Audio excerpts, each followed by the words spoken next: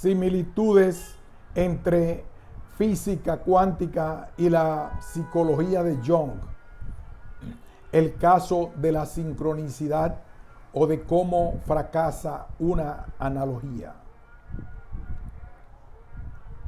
Resumen. En este artículo me propongo analizar la analogía que hace el psicólogo Carl G. Jung entre el carácter acausal de la teoría cuántica y su concepto de sincronicidad. Para ello, primero daré una explicación general sobre la analogía. En segundo lugar, reconstruiré el nacimiento del principio de complementariedad como marco interpretativo de la teoría cuántica. A continuación, esbozaré el cuadro histórico en el que Jung tendrá contacto con la teoría cuántica y la forma en que recurre a ella para su teoría psicológica. Finalmente analizaré el uso analógico que hace de la acausalidad para justificar y dar cabida al fenómeno de la sincronicidad. Señalaré que la analogía fracasa porque existen disimilitudes fundamentales entre ambas concepciones, que a su vez muestran que Jung mantiene una actitud paradójica ante los criterios científicos. Introducción. El acelerado ritmo y éxito del desarrollo científico en la cultura occidental ha hecho un lugar común la idea de que los modelos y conceptos científicos se convierten en fuentes de explicación en otros dominios culturales. El impulso de esta cultura, que ha tomado como modelo el saber científico, ha facilitado y promovido el uso de elementos, por ejemplo, del modelo mecanicista newtoniano, del concepto de energía y de los procesos evolutivos en otras áreas del conocimiento como la psicología y la sociología. Por esta razón, las metáforas y analogías son un recurso prolífico en la ciencia y el conocimiento en general para la construcción de nuevos modelos o formas de explicación que ha sido muy explorado durante la segunda mitad del siglo XX. Así, si atendemos al desarrollo histórico de la ciencia, podemos observar un constante flujo de metáforas, analogías y literalidades, en algunas ocasiones con más éxito explicativo que en otras. En este artículo analizo un caso particular de las múltiples relaciones entre física y psicología. La analogía entre el concepto de sincronicidad de Carl Gustav Jung y el concepto de acausalidad en la mecánica cuántica. Durante el primer cuarto del siglo XX, el mundo fue testigo del surgimiento de la mecánica cuántica, una de las revoluciones científicas cuyas implicaciones obligaron a una reconsideración radical de los supuestos fundamentales sobre la realidad física. Dicha reconsideración modificó paulatinamente no solo las explicaciones de la comunidad científica, sino también la concepción general del mundo físico que se encontraba firmemente asentada en la cultura occidental y en el sentido común de la época. Asimismo, la estructura de la nueva realidad atómica ha modelado nuevas explicaciones en otros ámbitos de la realidad, tanto dentro como fuera de la ciencia. De esta forma, la apropiación de las descripciones cuánticas como modelos metáforas o analogías ha transitado arriesgadamente desde la biología hasta la conducta humana. Las explicaciones resultantes oscilan alrededor de la frontera que práctica y socialmente establecemos como científica, erigiéndose como un modelo cultural que articula elucidaciones, a veces plausibles y otras más osadas o incluso completamente inapropiadas. El caso del psicólogo Carl Gustav Jung es uno de estos casos en donde su psicología recurre a analogías de la teoría cuántica en distintos momentos de su obra. Mi interés particular radica en analizar desde un punto de vista epistemológico el uso analógico que hizo Jung del carácter acausal de la mecánica cuántica para explicar y justificar el fenómeno que denominó sincronicidad.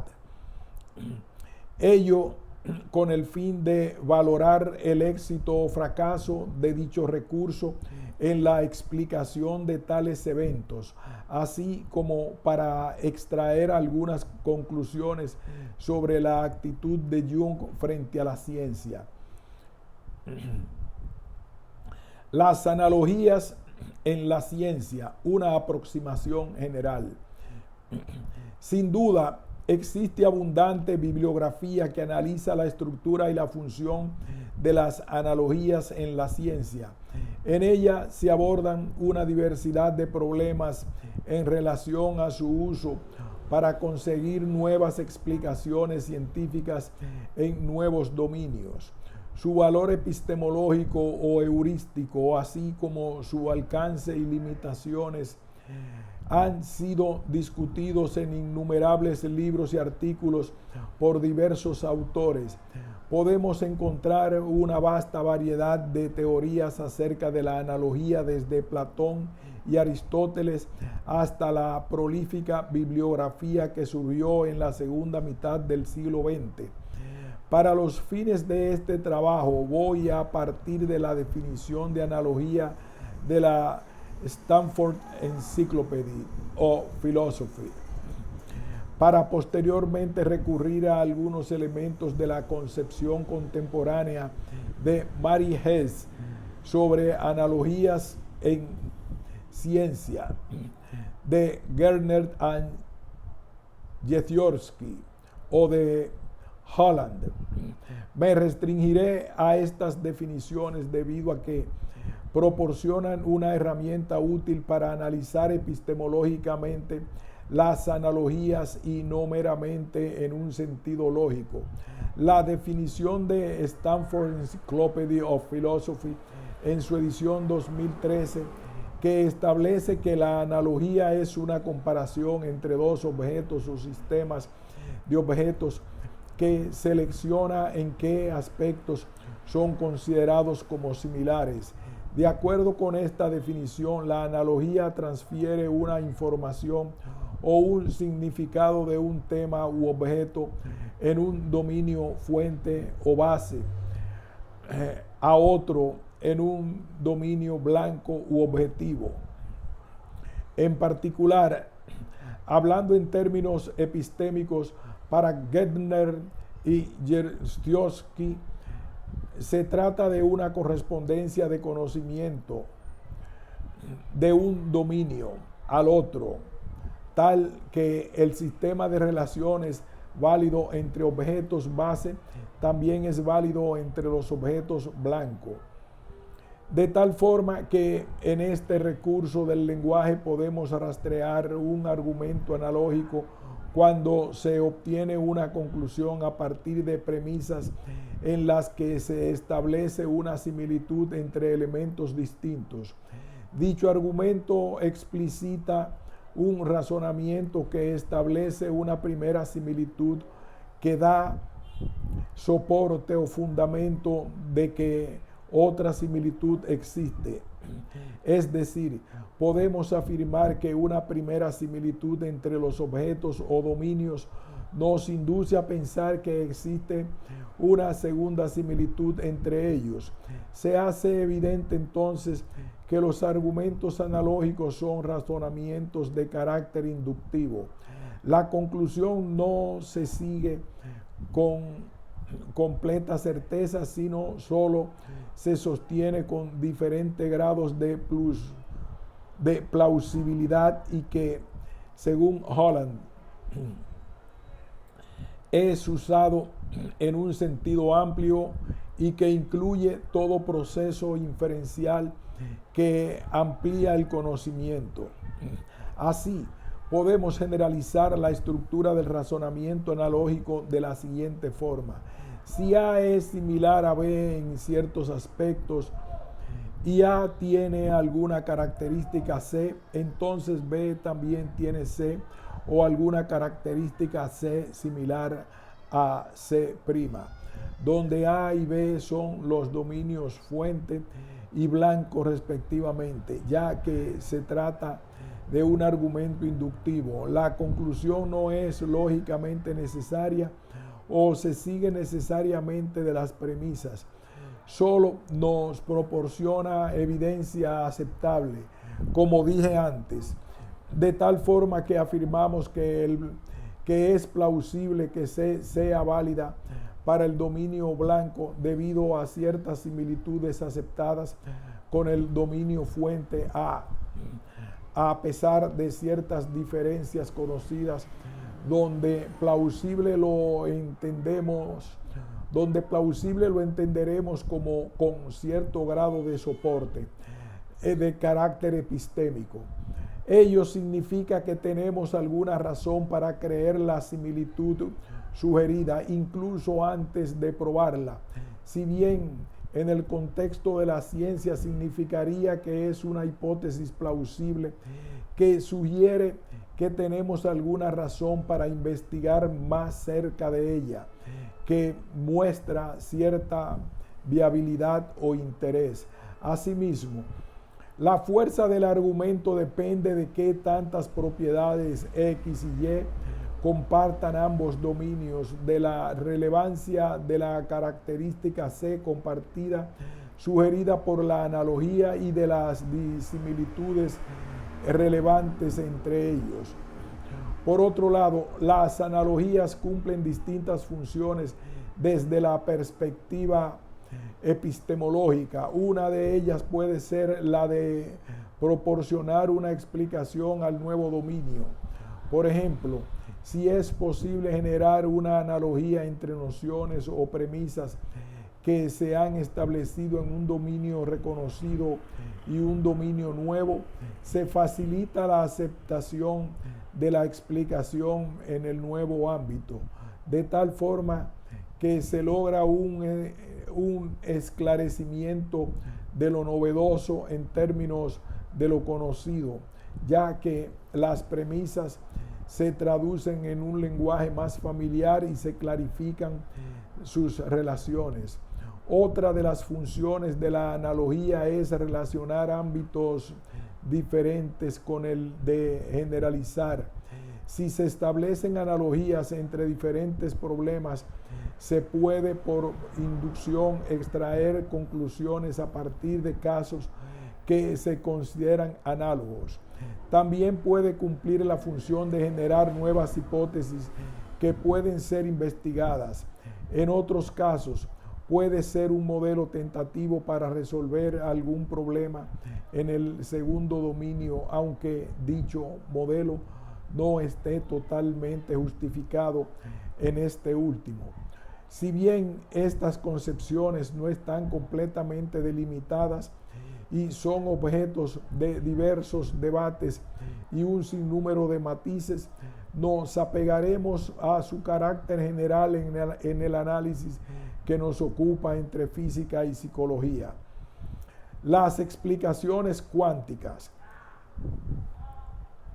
El marco lógico y conceptual básico para dar cuenta de fenómenos microfísicos de la luz y la materia surgió en 1927 a partir de los principios de complementariedad y de indeterminación elaborados por Niels Bohr y Werner Heisenberg, respectivamente. La situación hasta finales de 1926 era la siguiente. Después de 25 años de intentos parcialmente exitosos, pero sin una teoría de consistencia lógica que explicara los fenómenos atómicos, en 1925 y 1926 surgieron dos formalismos eficientes. Se trataba de la mecánica matricial y la mecánica ondulatoria de Heisenberg y Schrödinger, respectivamente, que resultaron acertados y precisos para la predicción de los fenómenos en cuestión. Estos dos aparatos matemáticos que enfatizaban aspectos distintos de los fenómenos atómicos: continuidad, discontinuidad, observabilidad, visualización, se mostraron más adelante como formalmente equivalentes. Sin embargo, carecían de una explicación conceptual que diera cuenta de dichos fenómenos, haciendo uso de los conceptos clásicos de onda y partícula, sin caer en inevitables contradicciones. Las exaltadas discusiones en la comunidad de físicos fue la evidencia de que no existía una interpretación del formalismo que fuera adecuada. No había una relación consistente entre las ecuaciones y las descripciones.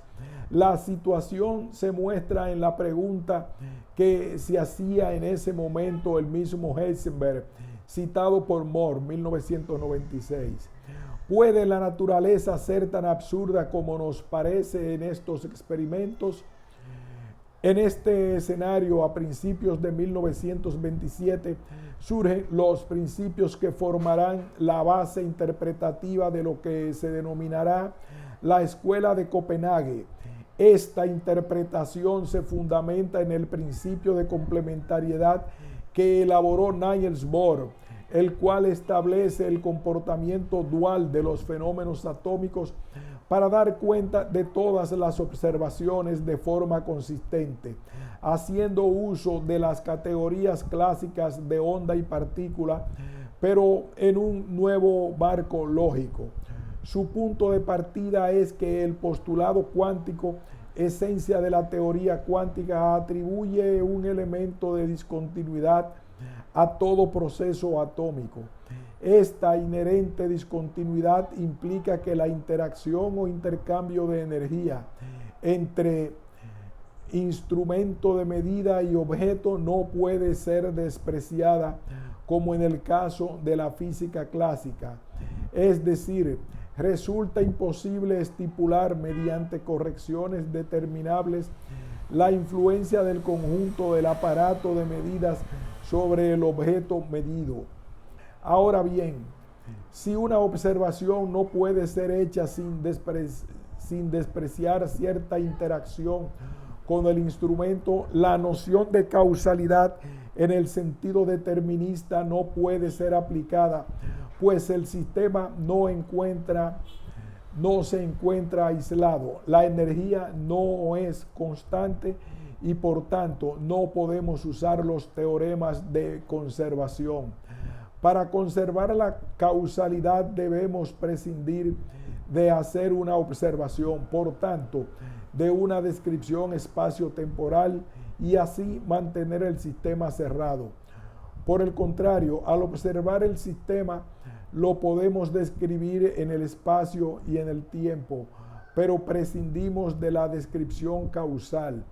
El uso de un dispositivo experimental para hacer una de las descripciones excluye la posibilidad de usar otro dispositivo simultáneamente para hacer la otra, como en la física clásica. Por esta razón, Bohr asociará la descripción complementaria espacio-temporal y dinámica o causal a las nociones de partícula y onda, afirmando que Estas dos categorías aparecerán en el comportamiento de los fenómenos físicos alternativamente, evitando los inconvenientes de las nociones clásicas. De acuerdo con esta descripción, todos los hechos sobre la luz y la materia pueden ser explicados en términos de uno de estos dos conceptos, pero no de los dos simultáneamente, dado que tienen propiedades excluyentes. Algunos sucesos se explican haciendo uso de la noción de partícula y otros de la de onda, dependiendo de su contexto experimental, es decir, del instrumento de medida.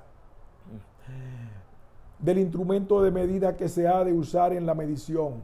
La luz puede ser onda o partícula dependiendo del dispositivo experimental elegido. Igualmente ocurre con la materia. La inevitable interacción citada establece un límite a la posibilidad de hablar del comportamiento de los objetos independiente de los medios de observación, debido a que la interacción entre objeto y aparato no puede ser despreciada. Por tanto, la explicación de un fenómeno atómico requiere de la descripción completa del montaje experimental y de que este montaje depende del comportamiento corpuscular u ondulatorio del fenómeno. Esta situación se expresa cuantitativamente en las relaciones de indeterminación de Heisenberg, las cuales establecen un límite recíproco, tanto teórico como experimental, para fijar variables cinemáticas, espacio, tiempo, y dinámicas, momento, energía, simultáneamente en un estado físico. Es decir, expresa tanto las posibilidades de definición como de observación de dichas variables. Bohr, 1988. Como consecuencia, ningún conocimiento en física cuántica puede interpretarse como una propiedad independiente del fenómeno. En palabras de Bohr, el postulado cuántico implica que toda observación de los fenómenos atómicos lleva aparejada una interacción con el aparato de observación que no puede ser despreciada. Por consiguiente, no puede adscribirse una realidad independiente en el sentido físico ordinario, ni a los fenómenos ni a los instrumentos de observación. Después de todo, el concepto de observación es arbitrario en la medida en que depende de qué objetos se incluyan en el sistema que se observa.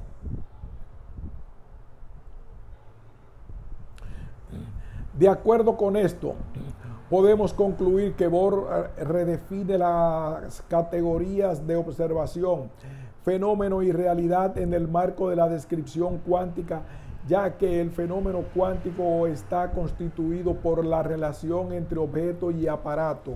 Asimismo, debido a que observar un objeto atómico implica la imposibilidad de usar los principios de conservación, el uso de este principio para predecir el estado futuro del sistema solo puede hacerse con predicciones estadísticas. Solo se pueden predecir los estados posibles del sistema con su probabilidad asociada. La barrera que separa al observador del objeto es necesaria para evitar contradicciones y la acción del medio de observación sobre el objeto observado es inevitable. Esta barrera es la raíz del carácter estadístico de las descripciones Heisenberg, 1962, de tal forma que la probabilidad calculada para un estado del sistema se relaciona con la realidad de este a través de la medida realizada para determinar una propiedad. Dicho brevemente, las distintas posibilidades de un estado devienen en una realidad empírica en el momento de la medición. Por ello, Heisenberg y Bohr afirmarán que no se puede hablar de ninguna propiedad definida antes de realizar la medición. Está claro que el carácter probabilista de la función de onda y los resultados estadísticos hacen que el concepto de causalidad en su sentido determinista sea alterado respecto a la física clásica.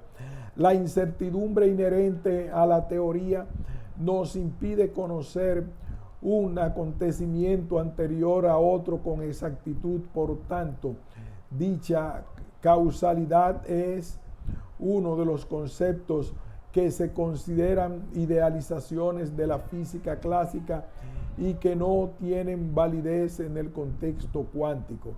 De igual forma, el concepto de la objetividad ha sido redefinido, pues la dependencia del contexto experimental para poder definir las propiedades del sistema impide una formulación de esta, como en el caso clásico, independiente del proceso de medida del observador.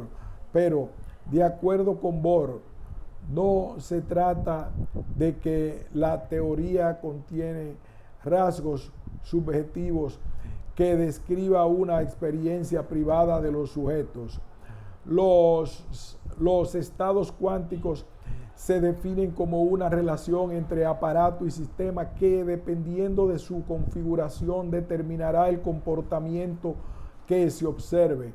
Se trata de una hipótesis objetiva requerida por el formalismo, donde el estado físico del sistema está definido por una relación más que por una propiedad. Bohr, 1964. Esta interpretación sobre los fenómenos cuánticos, a pesar del éxito que tuvo para resolver los problemas conceptuales, nunca ha dejado de ser polémica, ya que reconfigura profundamente algunos de los supuestos más asentados en la cultura sobre la realidad física y sobre las relaciones epistémicas básicas en cualquier investigación empírica, como la relación entre objeto y sujeto o el estatus de las explicaciones causales en el mundo.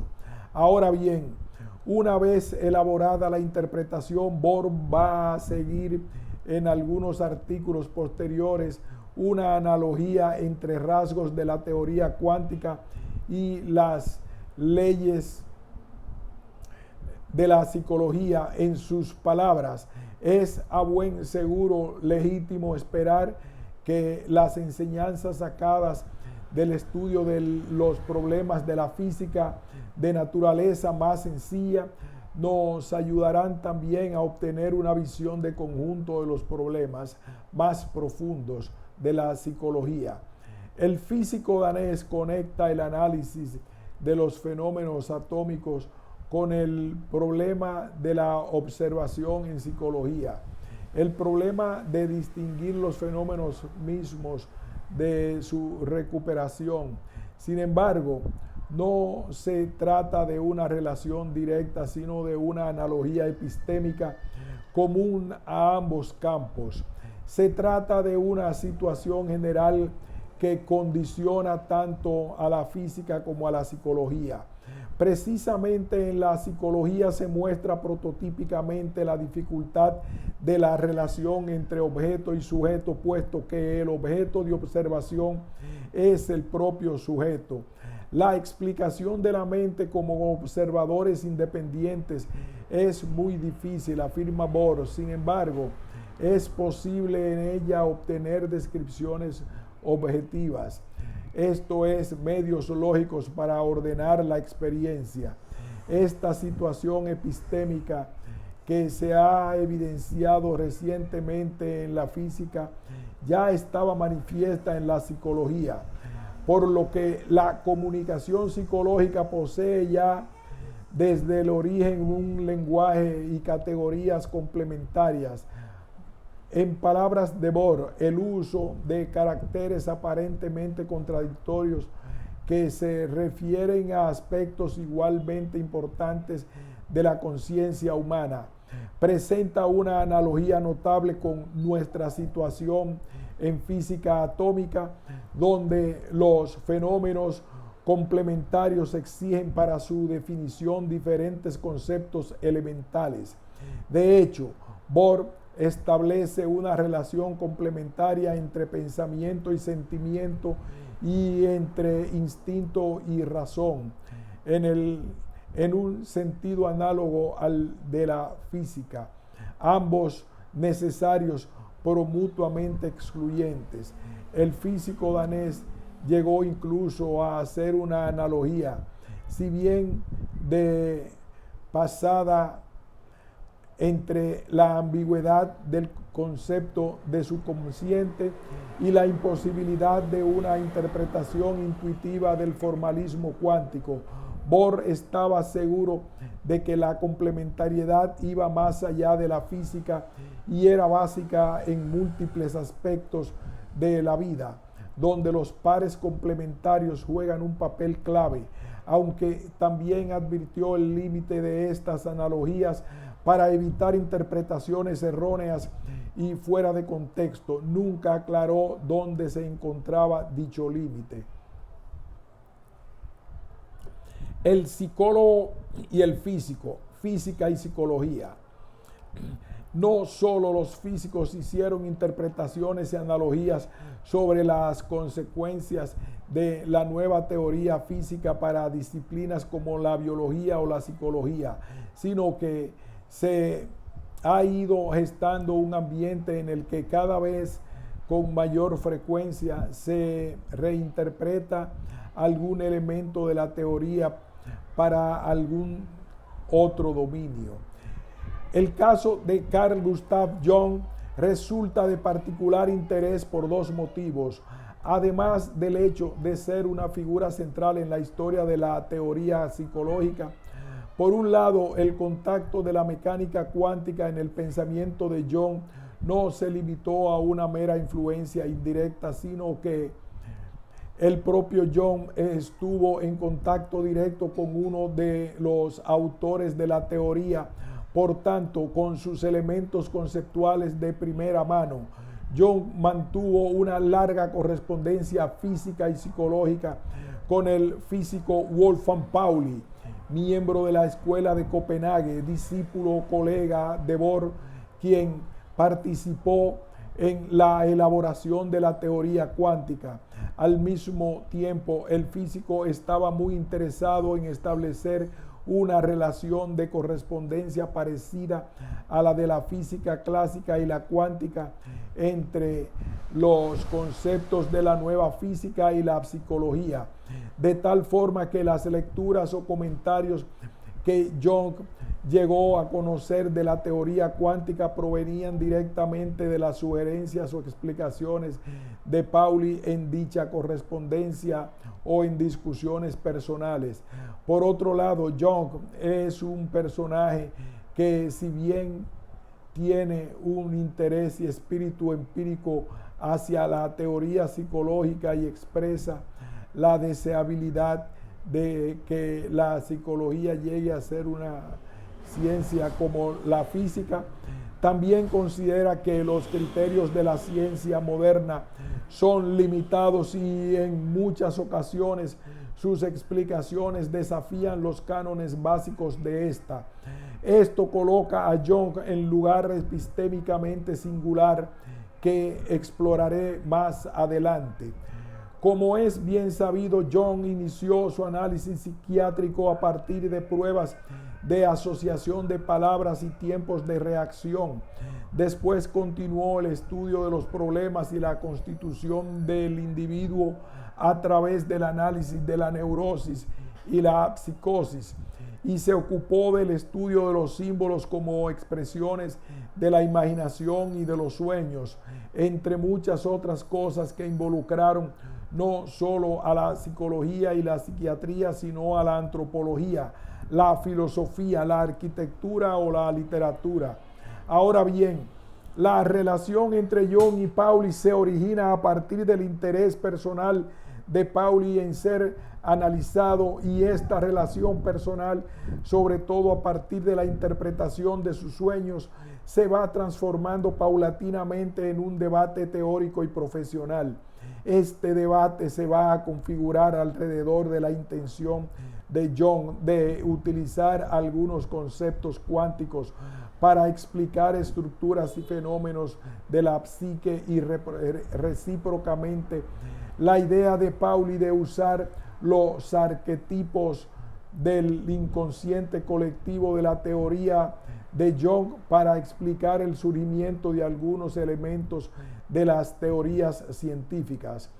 En particular, Jung parece haber leído el artículo de Bohr, Luz y Vida en 1933, enviado por el mismo Pauli, y haber acogido con gusto las comparaciones que los físicos hacían entre la situación de la física moderna y la psicología que antes he mencionado. Aún más, el propio Jung va a adoptar algunas consideraciones sobre la nueva teoría física para su propia investigación. Geiser, 2005. De esta forma, a lo largo de su obra, Jung va a recurrir a algunos elementos de la teoría cuántica en forma de analogía para dar justificación en algunas ocasiones e ilustrar en otras las explicaciones de su teoría psicológica. En particular, en su artículo de 1947 titulado El espíritu de la psicología, va a usar tres analogías en relación con la teoría cuántica que llaman la atención y que señalaré brevemente para posteriormente centrarme en el caso de la sincronicidad. Cuando Jung habla del inconsciente como un campo desconocido de lo psíquico y por tanto que puede entrañar complicaciones y contradicciones, muestra la experiencia física de la complementariedad como un ejemplo de la descripción que puede manejar aparentemente contradicciones.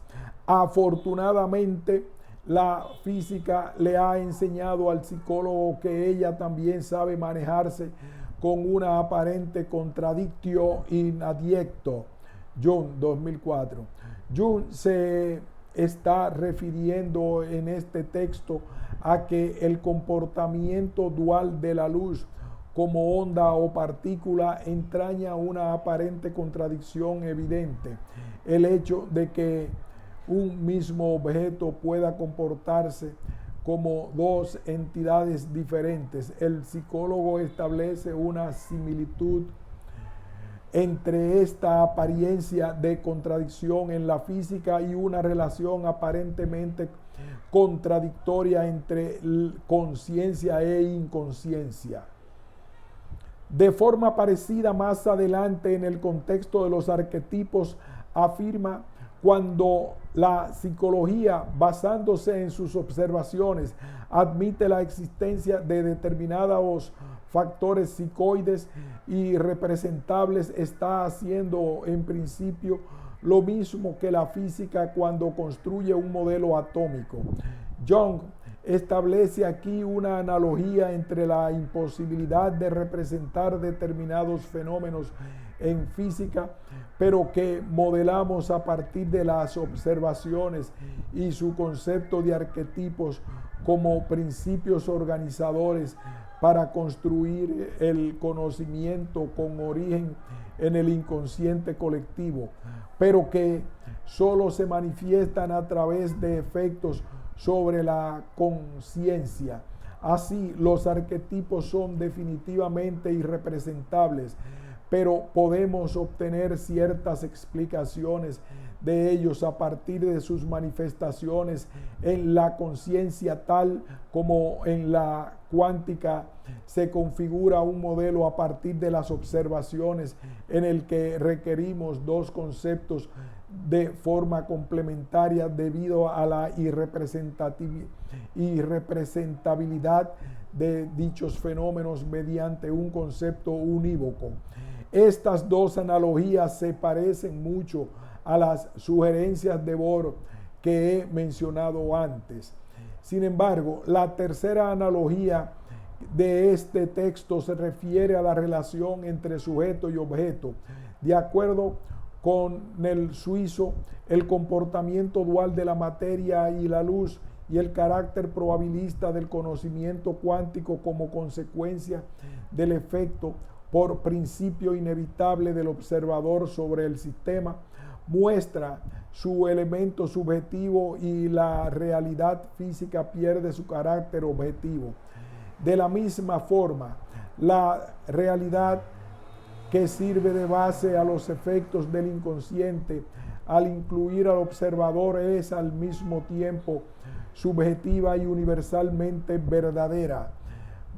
Para Jung, física y psicología acaban adoptando conceptos que se aproximan entre sí. Ambos se han enfrentado a determinados límites donde objeto y observador están ligados de forma similar.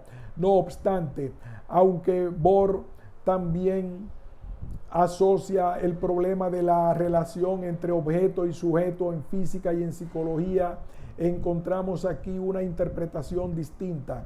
Para el danés, el fenómeno físico es la interpretación entre objeto e instrumento. El fenómeno es una totalidad que es independiente del observador como sujeto. Lo define la relación entre objeto e instrumento como condición objetiva del propio formalismo. Por tanto, para Bohr es inadmisible una interpretación subjetivista de la descripción, y está claro que Jung lleva la analogía a un lugar que sería inadmisible para el primero. Así, la aparente contradicción, la representatividad y la subjetividad son los elementos que Jung quiere extraer de sus analogías. Sin embargo, el último caso es poco acertado de acuerdo con la posición epistemológica que mantiene Bohr respecto de los objetos cuánticos. No profundizaré en el análisis de estas. Lo que he querido mostrar es la cercanía o familiaridad general de Jung con la teoría que se explica a partir de su diálogo con Pauli, así como la actitud de Jung de recurrir a estos símiles para justificar, ilustrar o generalizar sus propias explicaciones, como he dicho, algunas veces con más éxito que otras. Esta es una actitud que adquiere una forma singular en el caso de la sincronicidad. Lo físico y lo psíquico, la sincronicidad en la frontera de la ciencia. Uno de los escritos que muestra más claramente los resultados del diálogo entre Pauli y Jung es el artículo de este. Uno de los escritos que muestra más claramente los resultados del diálogo entre Pauli y Jung es el artículo de este último sobre el concepto de sincronicidad. Si bien la idea de Jung sobre los fenómenos sincronísticos es muchos años anterior a este artículo, es en 1952 cuando Jung publica estas ideas por primera vez. En dicho artículo titulado Sincronicidad como principio de conexiones acausales, el psicólogo va a establecer en un primer momento una analogía entre la física cuántica y el mundo psíquico para generar un cuadro conceptual que dé cabida lógica al fenómeno que denomina sincronicidad, y más adelante va a proponer un marco lógico y conceptual unitario desde el cual concebir tanto fenómenos físicos como psíquicos, utilizando categorías de una y otra clase. El desarrollo de este concepto y su relación con la física aparece en buena parte de la correspondencia con Pauli, especialmente de 1950 a 1953. Paradójicamente es en este artículo y con relación al fenómeno de la sincronicidad uno de los temas donde Young aparece desafiar más la frontera de la ciencia.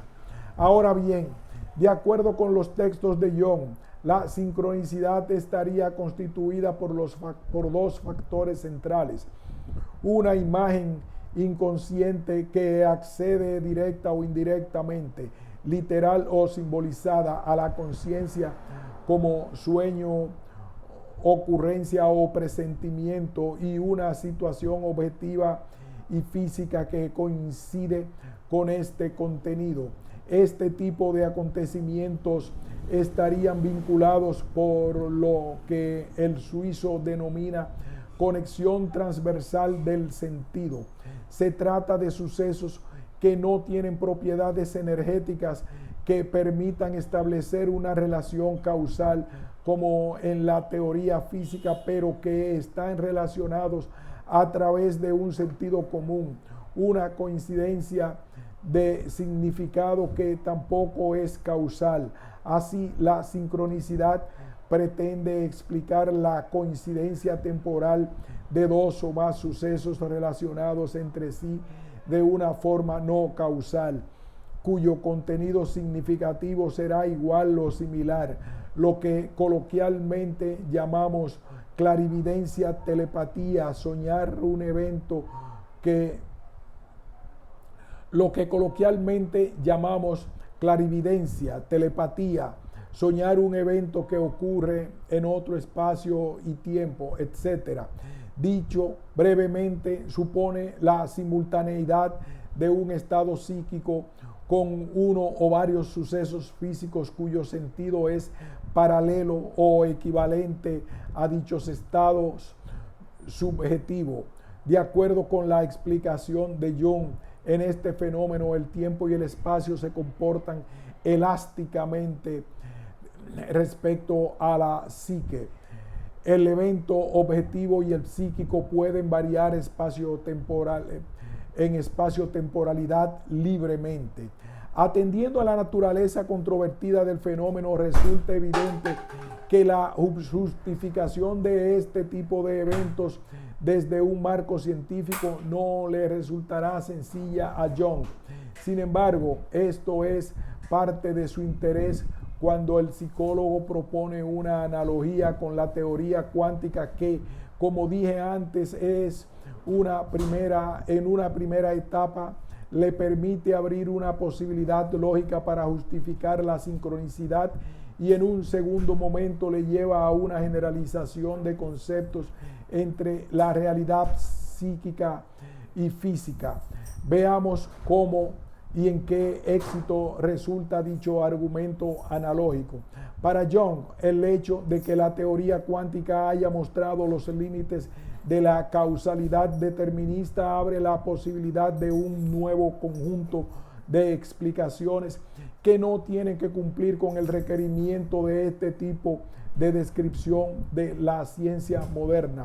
Es decir, el hecho de que en la física atómica la causalidad se muestre válida solo estadísticamente supone que puede haber otros vínculos entre sucesos de la realidad que no sean causales y no conecta con la primera mediante una analogía implícita. Cuando la relación de causa y efecto se revela válida solo estadísticamente, es decir, solo relativamente verdadera, el principio causal también es solo relativamente utilizable para la explicación de procesos naturales, lo cual presupone la existencia de uno o más factores diferentes necesarios para la explicación. Y más adelante agrega: naturalmente, en el mundo macrofísico es inútil buscar sucesos acausales, sencillamente porque uno no puede imaginar que no estén causalmente vinculados y puedan explicarse, pero eso no significa en modo alguno que tales sucesos no ocurran. Su existencia se desprende lógicamente, al menos como posibilidad, de la premisa de la verdad estadística Como mencioné en el primer apartado, la analogía transfiere significado del dominio fuente al dominio objetivo. Establece una correspondencia de conocimiento entre ambos. Jung afirma que la causalidad determinista se muestra relativamente verdadera. Ello quiere decir que no se trata de un principio explicativo absoluto de la realidad física o que solo es aproximado siguiendo a Bohr.